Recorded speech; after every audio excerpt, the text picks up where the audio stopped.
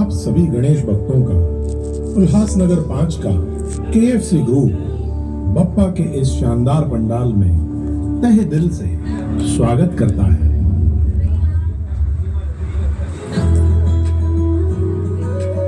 पहाड़ों से आती जाती हवा और चारों तरफ हर हर महादेव की गूंज।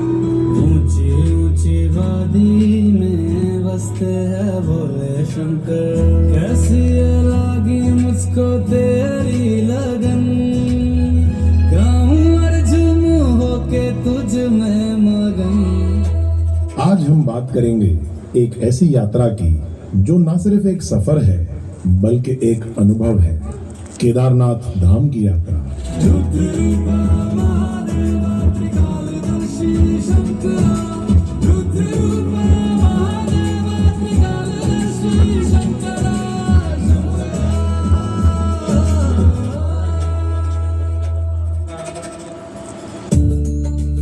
भारत के सबसे पवित्र और सबसे मुश्किल यात्राओं में से एक केदारनाथ यात्रा के लिए हर साल लाखों लोग निकलते तो हैं, लेकिन केवल कुछ ही लोग पहुंच पाते हैं, क्योंकि ये सिर्फ एक मंदिर तक का सफर नहीं बल्कि श्रद्धा और आस्था का मार्ग है।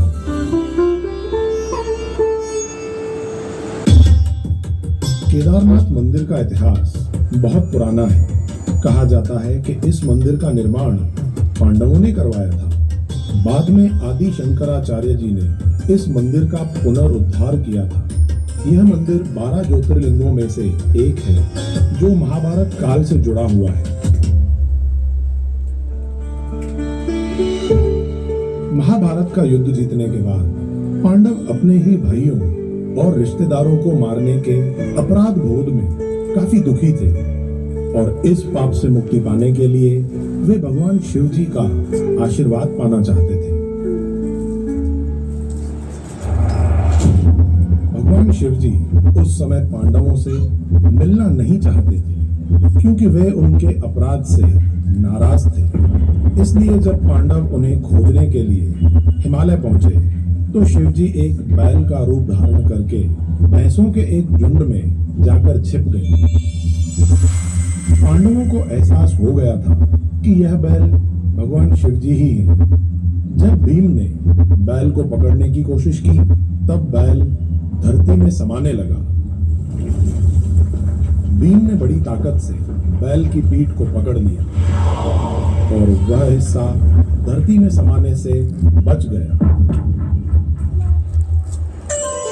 भगवान शिव जी पांडवों की इस भक्ति और दृढ़ता को देखकर बहुत प्रसन्न हुए और उन्होंने उसी क्षण अपना असली रूप धारण कर पांडवों को दर्शन दिए और पांडवों को उनके सारे पापों से मुक्त कर दिया।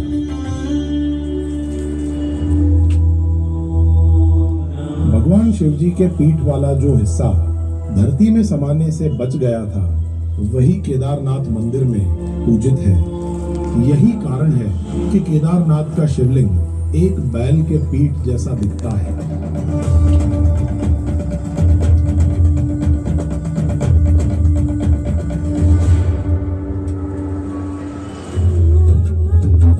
यह कहानी हमें सिखाती है कि सच्ची लगन और भक्ति से भगवान को प्रसन्न किया जा सकता है।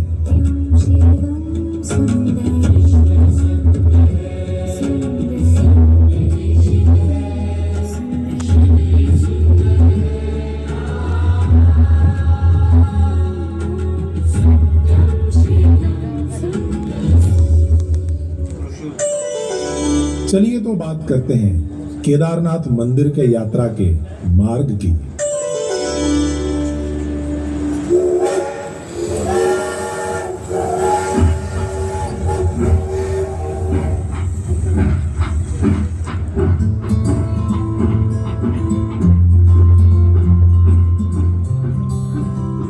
आपकी यात्रा की शुरुआत हरिद्वार स्टेशन से होती है। यहाँ से बस या टैक्सी लेकर आप सोनप्रयाग पहुंचते हैं।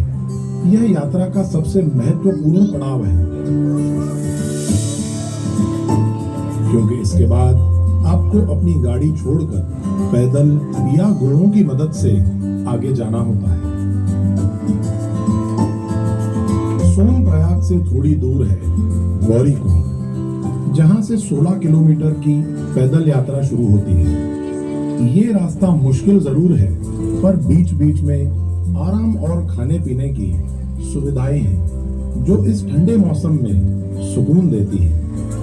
रास्ते में मिलने वाली ये सुविधाएं आपकी थकान मिटाकर आपको आगे बढ़ने की नई ऊर्जा प्रदान करती है।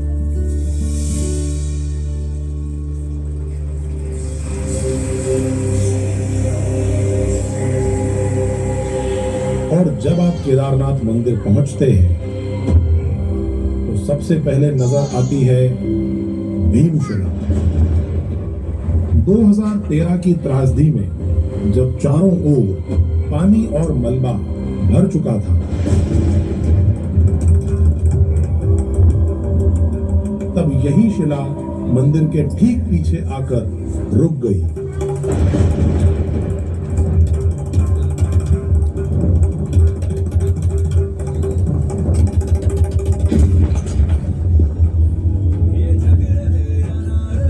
और इसी भीमशिला ने मंदिर को पानी और मलबे से बचाए रखा था।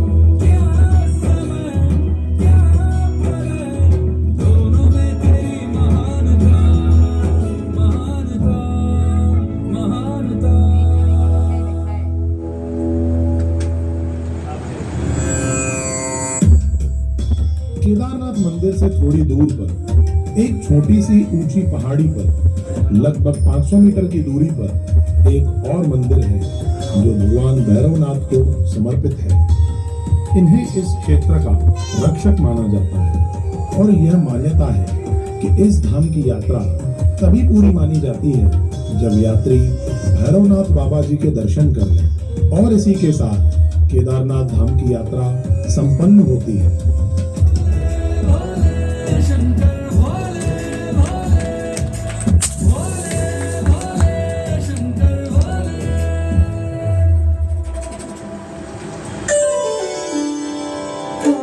KFC ग्रुप के सारे मेंबर्स उम्मीद ही नहीं पर पूरा विश्वास रखते हैं कि आप सभी श्रद्धालुओं पर बाबा भोलेनाथ की कृपा हो।